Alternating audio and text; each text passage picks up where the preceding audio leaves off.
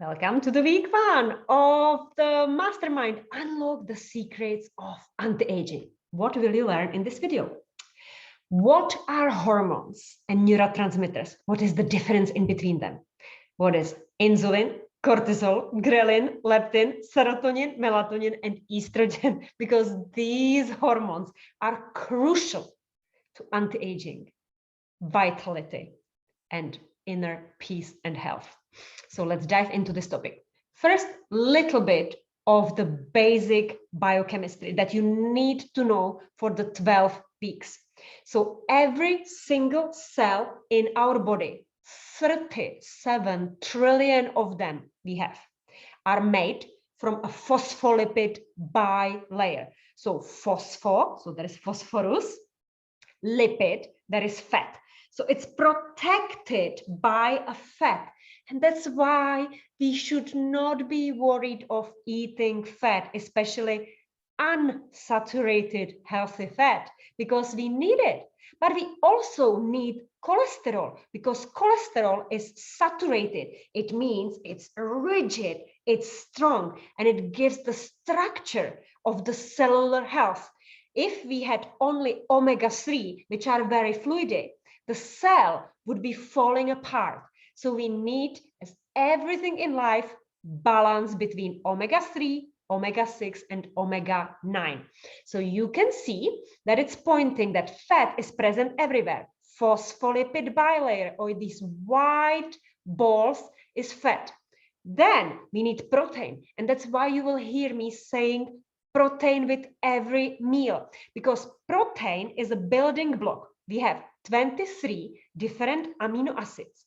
Each of them is a part of different hormone, different receptors. So I will be pointing out which amino acid is good for something. For example, L-lysine is helping to stop the replication of virus.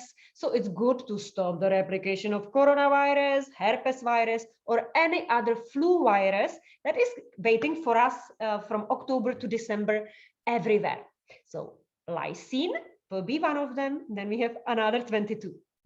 So cell receptors are made of amino acids, of protein. If we don't have them, the cell cannot receive the message and doesn't know what to do. Hormones, the chemical messengers that I'm going to talk about today as well, are these balls, and they're also made out of protein and fat. So yes, we need sugar as well, because there are some molecules of sugar, but very, very little, because our body is very smart. And actually, even from protein, these 23 amino acids, it knows how to turn it into glucose, the sugar in the liver. So now you know that protein and fat is crucial for every single cell in your body. Now, let's look at what are hormones, these chemical messengers, and how you should imagine it. So I put here messenger, so you will remember that it is actually carrying the message. But where is it carrying the message from and to who? So hormones are released from different glands in our body. So we have a thyroid gland that is releasing the thyroid hormones that are responsible for the temperature and metabolism and many other functions. Then we, for example, have adrenal glands that are sitting above our kidneys, and these ones are responsible for cortisol and other steroid hormones.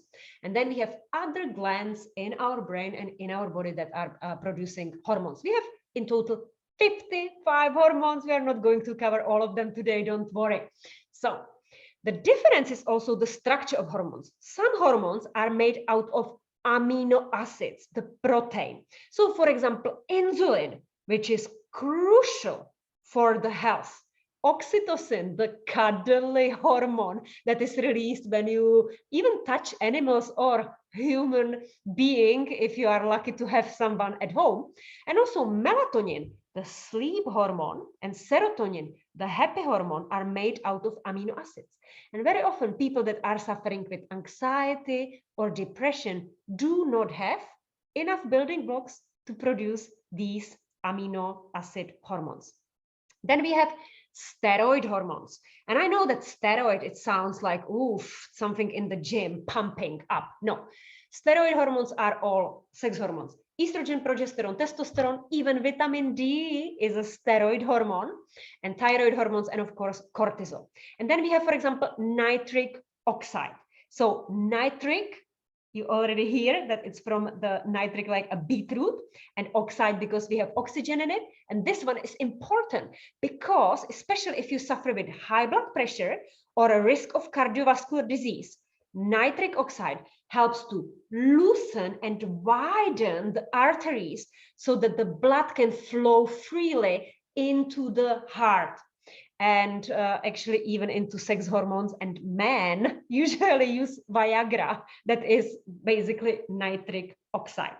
Then we need prostaglandins. So prostaglandins are basically hormones and chemical messengers that are causing pain and inflammation.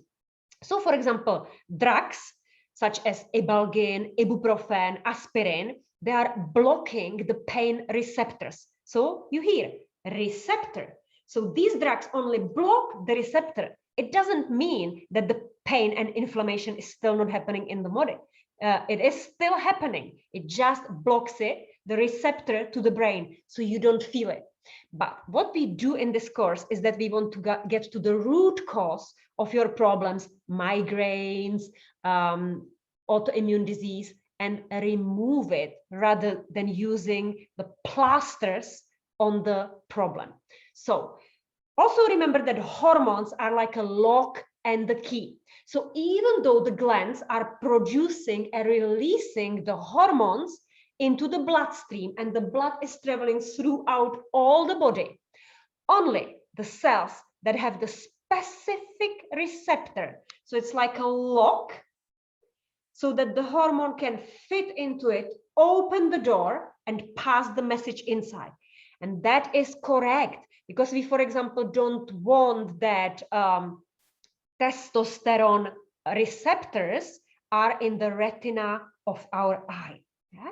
So remember, hormone is a chemical messenger that comes to the receptor, opens the gate, and passes the information into the cell.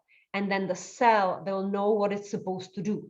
I need to increase the heart pumping, or I need to block the urine going out of the bladder, so it needs to relax the bladder or squeeze the bladder or do whatever to muscles. So this is the information from the hormones. But hormones are released very slowly. It takes at least 30 minutes before the brain sends the signal to the gland, and the gland produces it and sends it into the bloodstream, and it finds the cell where it's acting. So imagine, people usually think that cortisol hormone is responsible for the stress, but it's not. First, cortisol in the bloodstream. If you, for example, drive the car and there is a driver that doesn't see you, he's on a mobile phone, and you would come into the crash with him. So you quickly break down and your heart is pumping. You know you were in the danger. You are all excited, irritated, whatever emotion you have. That's adrenaline, the neurotransmitter that kicks in first.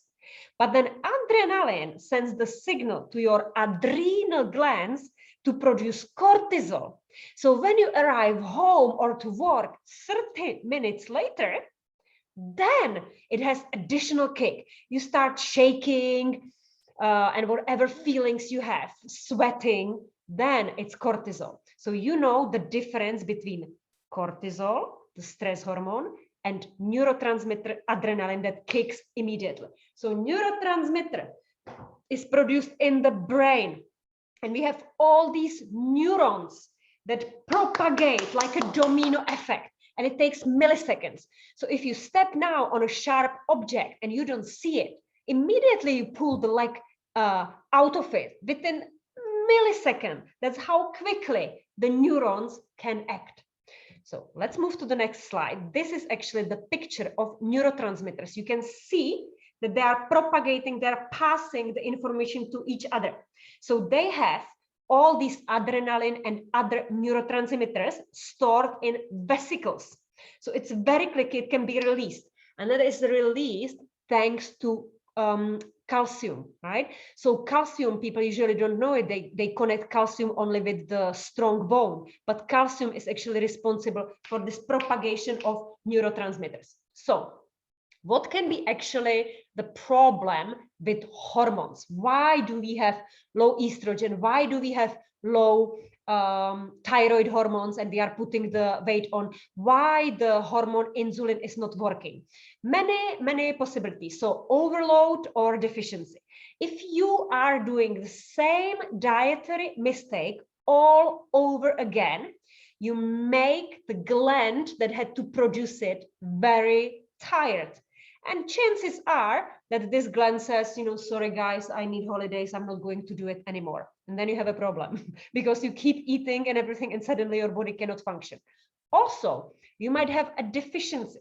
So, for example, pancreas, it's an organ in our body on the left side, is producing insulin. So insulin is this anabolic hormone. It's a fat maker. It's actually supposed to build.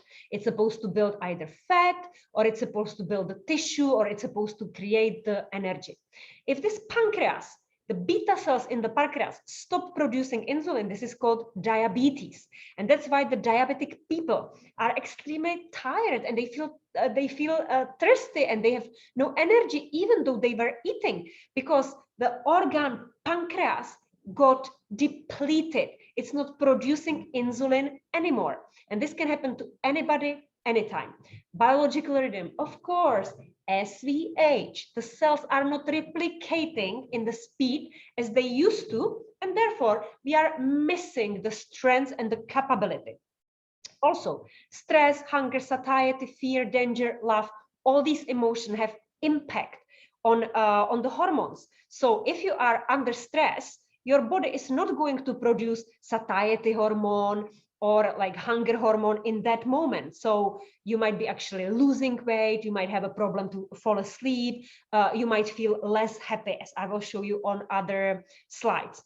Or the misfiring hormone. So sometimes the gland gets used to producing way too much, and you can have, for example, hyperthyroidism. So eyes looking up, changing the skin, losing the hair. All this can happen when the hormones are misfiring.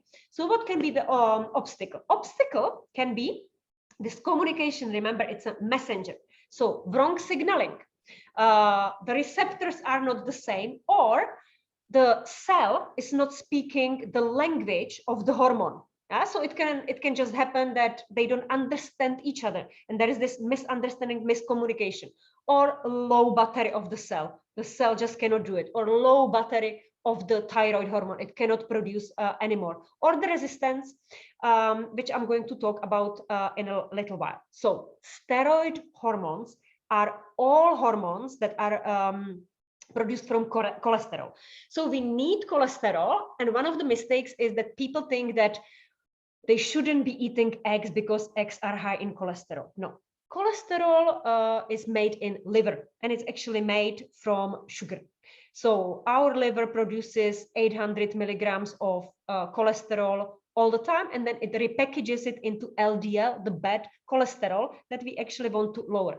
But cholesterol is a building block, like a precursor when you are baking a cake. So it's one of the ingredients to make. If you are not under stress, you are producing DHEA. That is a use hormone. That's what we want. That's also produced in the sleep. And that one is then turned into either testosterone or estrogen. So for female, it should be turned into the estrogen. However, if you have a misfiring hormones, you might be creating more testosterone. And in that case, you might be losing the hair, or your hair is thinner on the head because you have this masculine traits. And you can be actually growing the hair on your face. So this is a typical sign of a testosterone. You might also notice that you have larger arms. All the fat is on arms, typical testosterone dominance.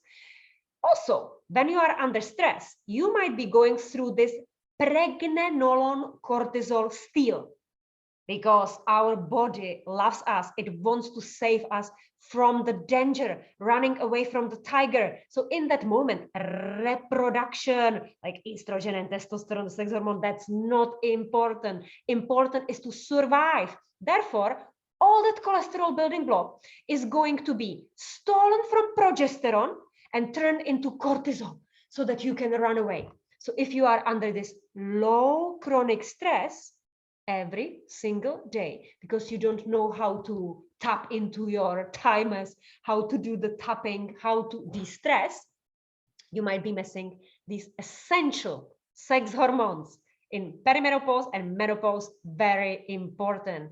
And I will tell you how to rebalance them. But let's do a little bit more of the theory. Cortisol. So cortisol is neither good nor bad. It needs to be balanced as everything in the life. So if we are running away from the tiger, or if we are going into some like dangerous situation, like for example, even exercise, we want to have increased blood sugar levels. So you see, even if you don't eat anything all day long, but you are under stress, cortisol is going to make sure that you have enough blood glucose levels so that everything you can run away.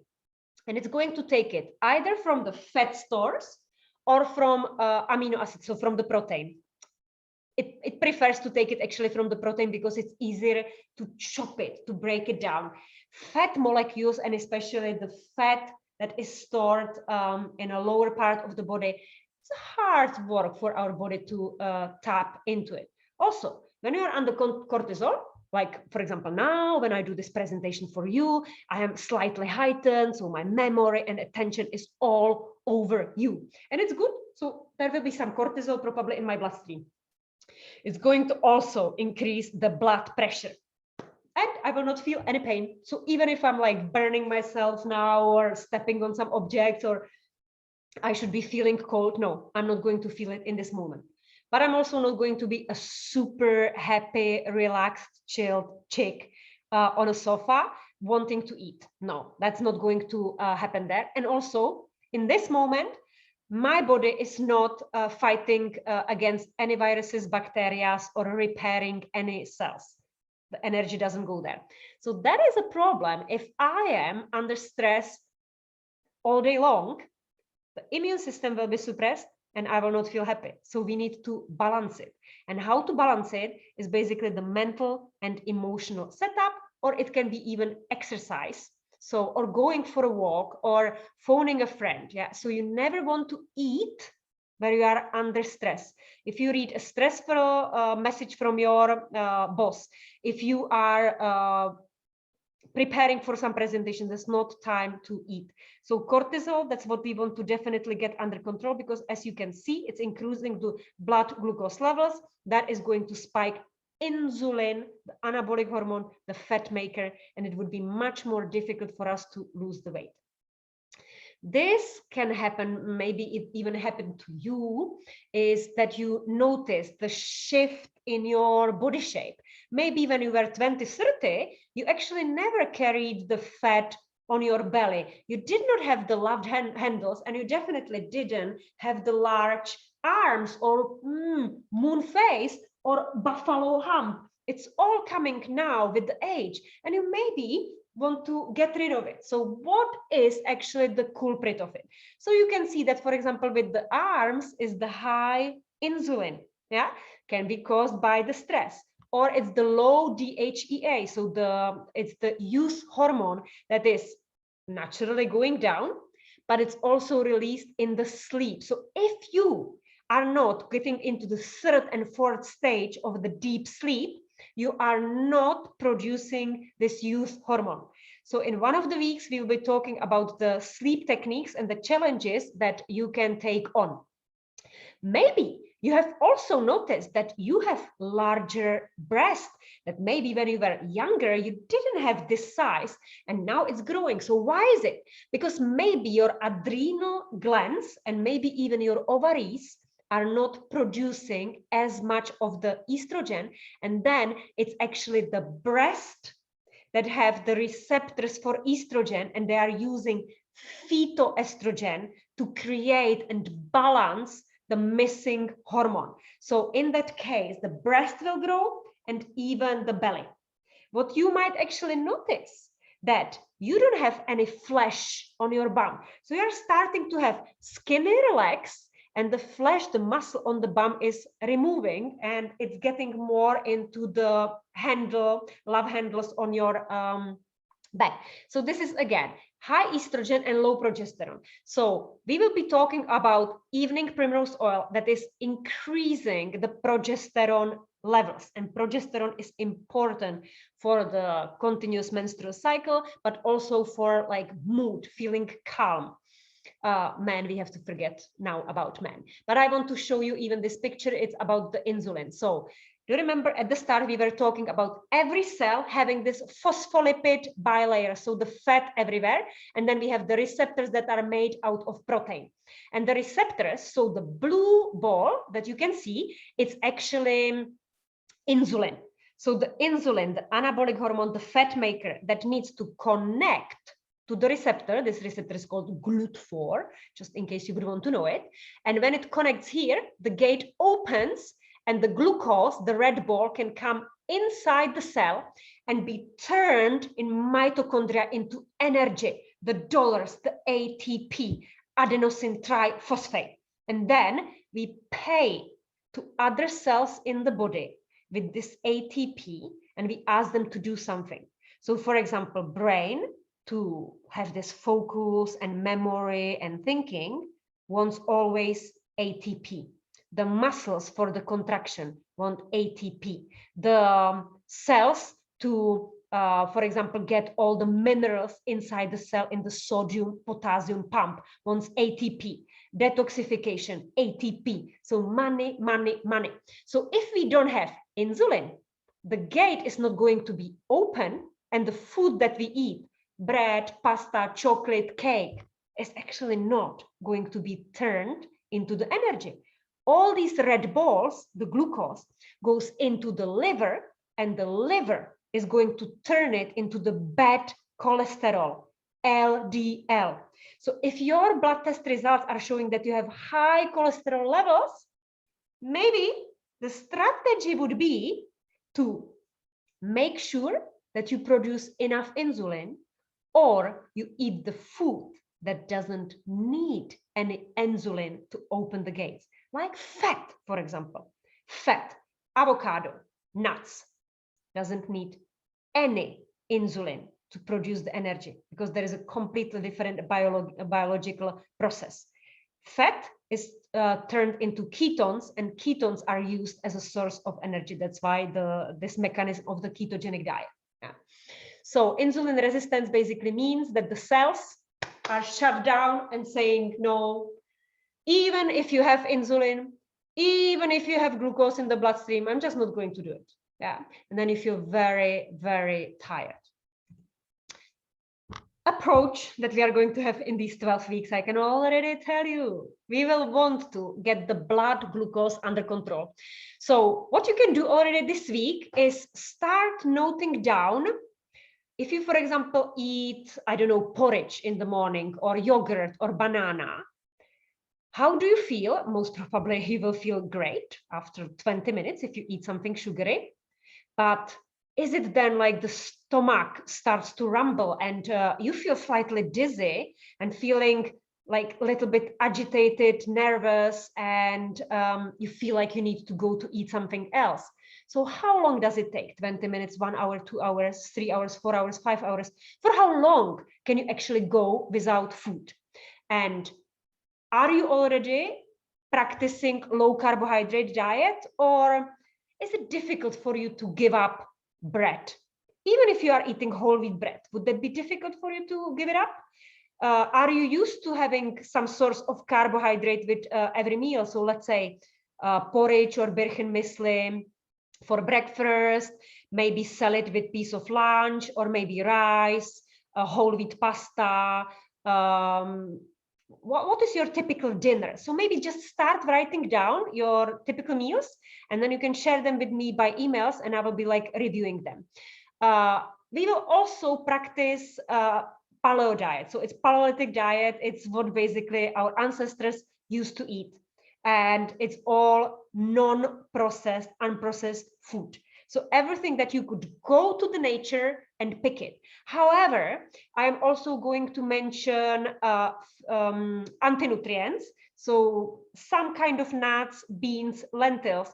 In case you are suffering with digestive issues, I will say like not to eat them.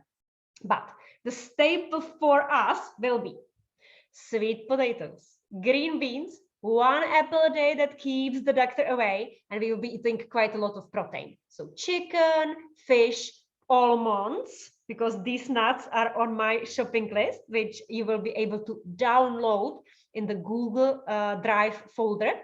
Pumpkin seeds, that's what you definitely need to have at home. Spinach, either frozen spinach or fresh spinach, and we will need cinnamon. And why?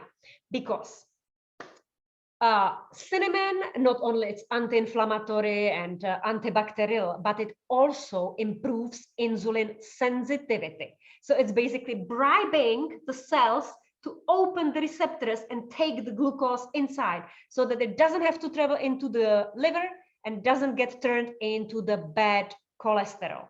Chromium. We can discuss it, but I would maybe even recommend that you take supplement with chromium. Chromium is a mineral, and it has been proven in many randomized control trials that it gets the cravings under control, and it's also improving the insulin sensitivity. B3, it's a vitamin that actually helps to lower the appetite and increases the metabolism, and magnesium because it's a relaxant and it improves even the serotonin, the happy hormone, and it's against the constipation.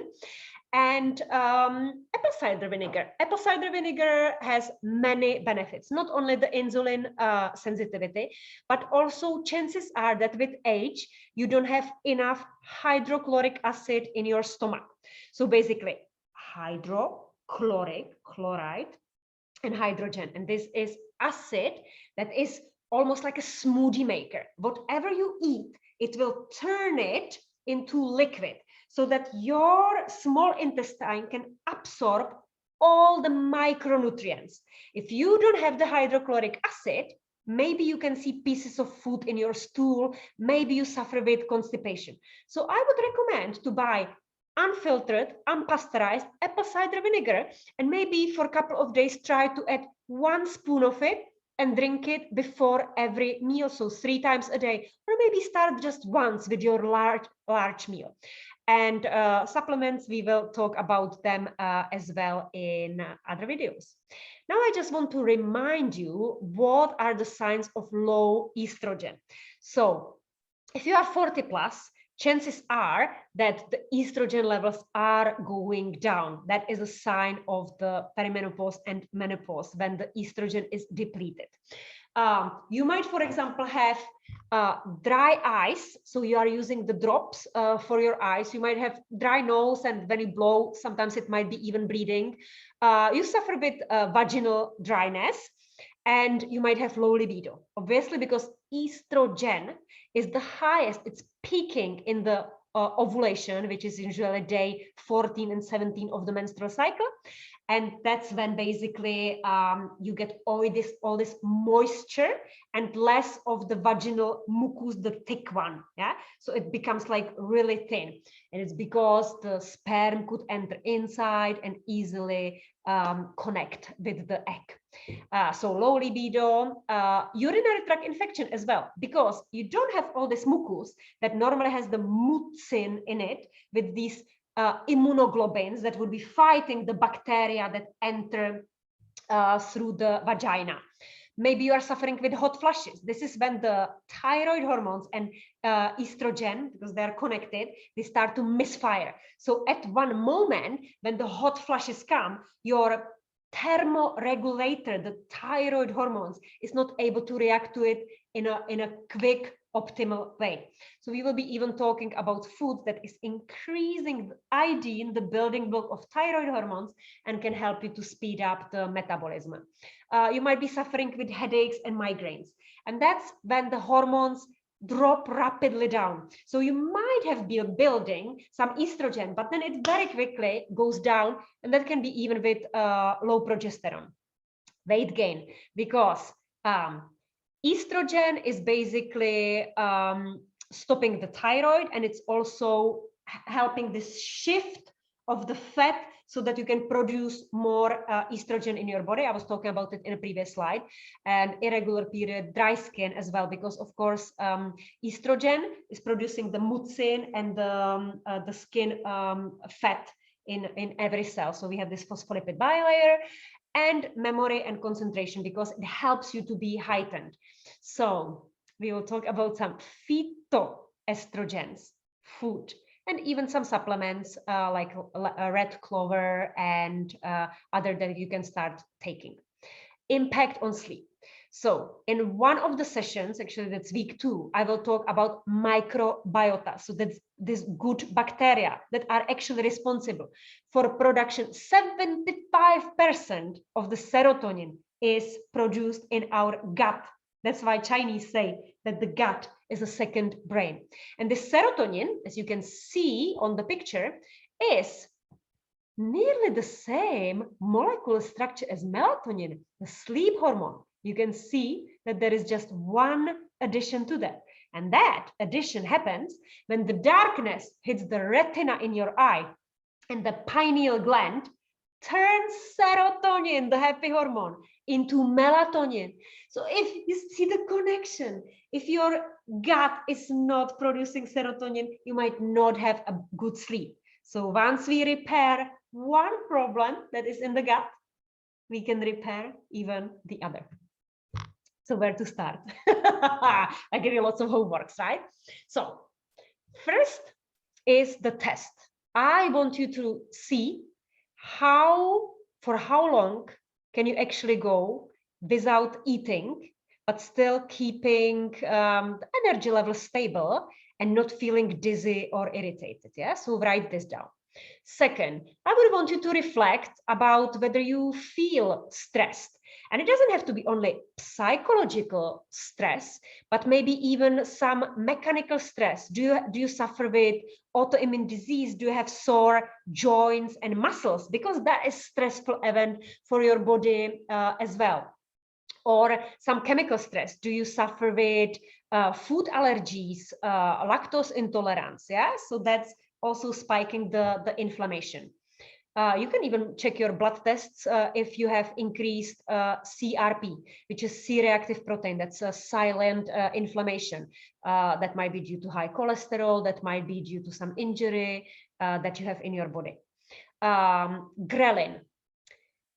Ghrelin, I want you to observe it, is a hormone that is released when you have empty stomach. Yeah? So if the stretch receptors in the stomach go down, it sends the signal to the brain, hey, the stomach is empty, it's good to put there something. And you will have a stomach rumbling, and you will suddenly have this like, oh, I need to eat something. But maybe stop and don't eat. Go for a walk, 40 minutes, 1 hour. Because every single hormone in our body is short-lived, only 30 minutes. And even with ghrelin, you can train yourself and you can see that you can get over it, because nothing, absolutely nothing lasts forever. Neither cortisol, neither ghrelin. Leptin. How satisfied do you feel? Even if you don't eat any carbohydrates, you would, for example, have only broccoli with 3 eggs and piece of cheese. Does it make you satisfied? Or do you have the cravings to have something sweet and you would kill for it? Write it down. Serotonin. On the scale of 1 to 10, how happy do you feel every single day or in general? Melatonin, sleep hormone. How are you with sleep? Do you fall asleep easily, but then you wake up around 3 o'clock or 4 o'clock because the cortisol goes up, because your glucose levels went down, for example? Write it down for me. Estrogen. If you want to share with the group, how are your estrogen levels, whether you already suffer with the perimenopause or menopause, what are your blood test results? So this is your, these are basically your homeworks. Just listen to the video once more, make a break and reflect, because reflection is the best tool to finding out what you want to achieve in these 12 weeks. So when we meet the coach Audrey, you will be already able to share with her, this is what I want. Is it realistic? How can I get there? And I will be there obviously as well. And I can give you the tips. So that's all for the week one. And I'm looking forward to meeting you in the virtual Wednesday, 7 o'clock live questions